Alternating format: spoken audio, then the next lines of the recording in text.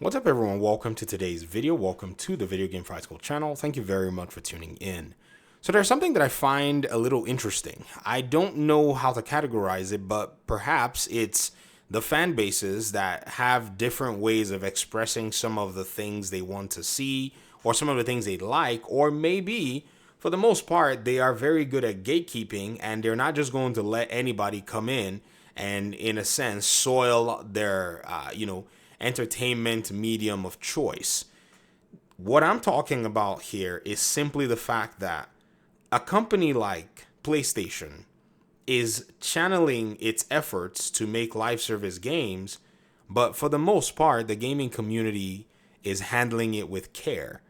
There seems to be a lot of let's kind of tiptoe around this subject matter. Even those who don't like this particular, direction are still, in a sense, somewhat chill about it. Whereas in the case of, say, a company like, Rocksteady making a live service game seems to have unnerved fans. I can't seem to imagine exactly what could be causing this. Other than the fact that, possibly there's a lot of passionate people in the communities, and maybe some people in the DC side would like to see how, PlayStation has been able to take one superhero, make 3 to 4 games out of it. And some people see live service games as these evil products that are there to siphon money out of your wallets. Now, I must give them that some live service games are literally evil products. They have come in and tried to siphon people's wallets and have not provided good value. However, the single player games, on the other hand, sometimes will do well and sometimes not do well, regardless of the quality that the developers try to actually put into the product. We saw one example with a game like Marvel Guardians of the Galaxy. Marvel Guardians of the Galaxy was one of those games that I was so surprised how that game really fell into a sale, and how not only that, its studio that developed it pretty much went under because Square Enix went ahead and just sold them off to Embracer. Now, if this did not shock you as to how quickly the game changed for them, I don't know what else will, because this was a very, very, I would say aggressive move by Square Enix, because not only did they sell that studio, or they went ahead and sold another studio and all the IPs that follow. So something is probably interesting with the whole conversation at the end of the day, because it seems to me that as many gamers in the DC side of things understand the reality of the market, I think for the most part, they're letting their emotions be the judge of exactly how they approach the situation overall. I'm not here to say that, live service games are the answer, or that they're good, or, whatnot. I'm just here to say that when you look at all of the, prevailing elements, there is nuance that has to be taken into account. Because at the end of the day, you have to really say to yourself, okay, what is the middle ground overall? How are these things going to go? Well, let me give you another example that actually does pertain to this whole conversation as well. Because, as we're talking about this whole live service thing, I have to first go ahead and highlight that many people already mischaracterize some games as live service games when they're actually not. One of the biggest victims of this mischaracterization was Gotham Knights. But then there's something that also came out when the Sony leaks, showed up, and that was that it appears that PlayStation is trying to sell a single-player game in 3 parts so that they could realize more profits from it. So I have to ask and say, the live service game that comes out sells you a $70 product, right? Gives you, say, content at the end, maybe paid, maybe free, but still provides you a proposition, if possible, to be able to go ahead and, have you play the game, engage in the content, engage in the universe. If they do right by you, you patronize them, versus the company that would sell you the single player game, but break it up into 3 parts. I wonder how anyone can say that one is somewhat better than the other.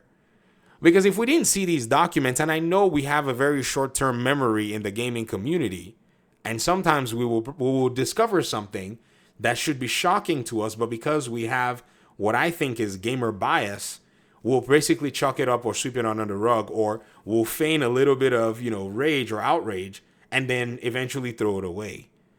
So I'm in the position where, as somebody who has enjoyed the Batman games, as somebody who has been playing, the Arkham games for a long time, I'm really happy that Rocksteady made those games. At the same time, the Suicide Squad game, even though it's not my most preferred game to play, it is still something that I look and say, okay, having played 3 games from Rocksteady, there's nothing wrong with giving them, say, a chance in expressing their, craziness. According to Stephen Hill, they decided that they looked through all of the DC Rogues gallery and decided that it was a Suicide Squad. At first, I was shocked. I was like, really? I would have loved the Superman game. But I was like, okay, we'll call it Square. 1 live service game for 3.5 single player games. No problem.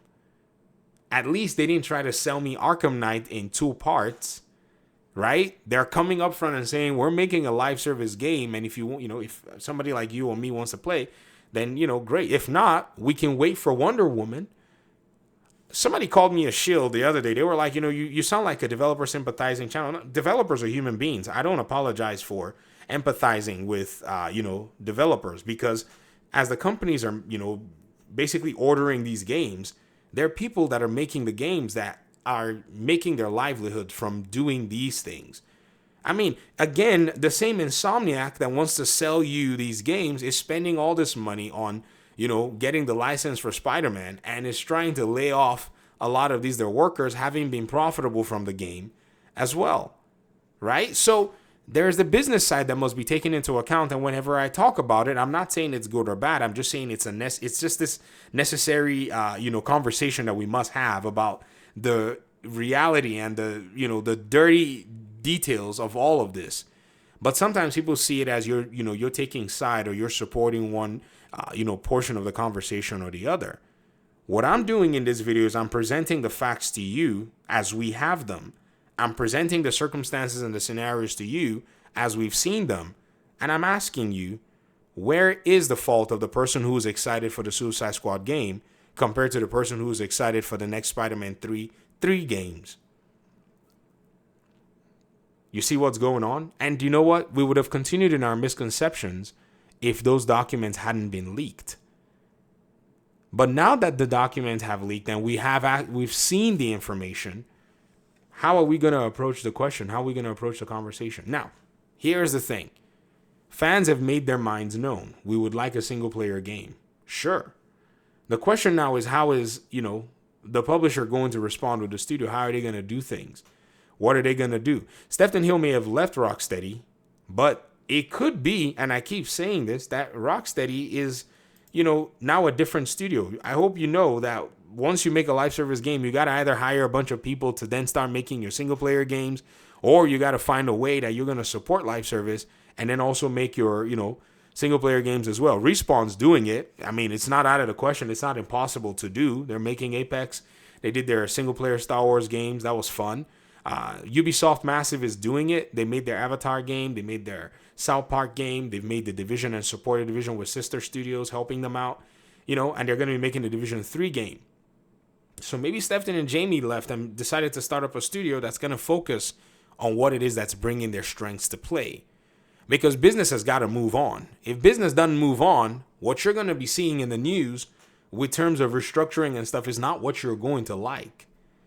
So again, let's look at this conversation from a multifaceted perspective so that we can actually bring what I think a better, set of conclusions to the conversation, rather than people just dogging on everybody about what game they want to play and what game they should have had or whatnot. And who's to say that the next single player game that we're going to get is not is not going to be broken into 3 parts? Who's to say that that's not probably going to be the reality that we get to experience when it comes down to the next DC game, which is a Wonder Woman game? Who's to say that the Harry Potter game is not going to be broken into 3 parts? Because, the first Harry Potter game right now, the Hogwarts Legacy game, that game has sold immensely. So that's going to be getting a part 2 and possibly a part 3.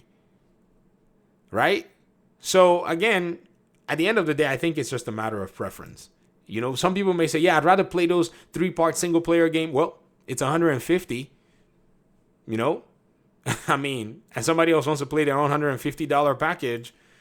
You can see how it's kind of weird with somebody saying they have a problem with that. And a lot of this is stemming actually from, some of the comments I've received, by the way. I just don't want to show any comments in this video. I'm not interested in that tonight.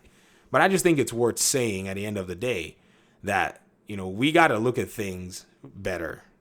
Thanks for watching the video. I appreciate you guys' time and audience. Hopefully we'll talk pretty soon in another one. Peace out.